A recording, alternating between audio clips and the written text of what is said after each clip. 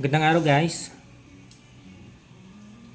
Ang halaman po na to ay isang Argao Taiwan. So ito yung Argao Taiwan natin na pinakita ko sa inyo dati na pinutol natin kasi masyadong mataas yung kanyang trunk.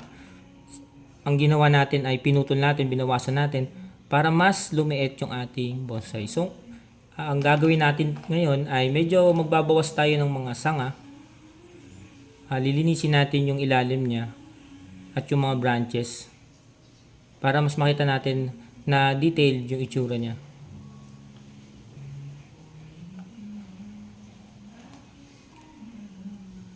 Medyo matagal din natin bago naipakita ulit to kasi medyo matagal tayong hindi nakapag-vlog. But now, meron na tayong time ulit sa pagbablog kaya nakapakita natin ulit kung ano na yung development dito sa ating bonsai na to. Kaya lang hindi masyadong tumaba yung mga sanga nila, yung mga sanga niya kasi napabayaan din natin to.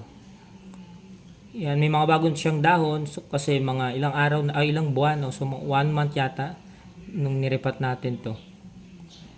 Ayan na siya ngayon. Medyo babawasan natin ng sanga, linisin lang natin.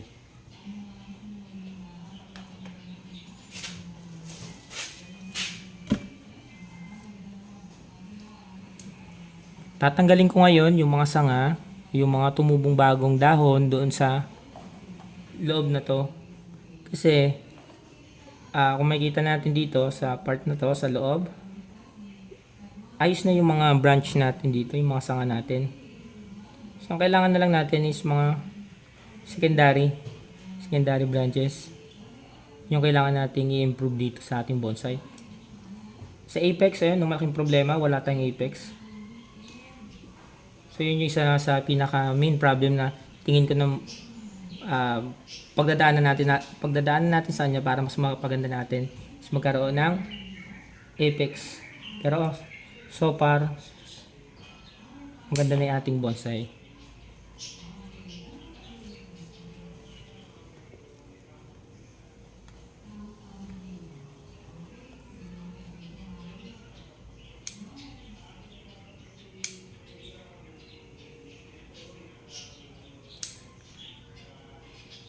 Ang kailangan na lang kasi natin dito, yung mga sanga, ay yun dito sa labas na to.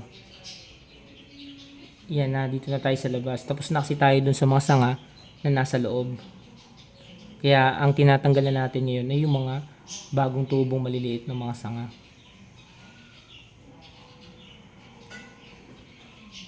Tinatanggal natin yung maliliit na dahon para mag-focus na yun sa mga dulo. Sa mga dulo na yan. Kasi yan na yung kailangan natin ngayon.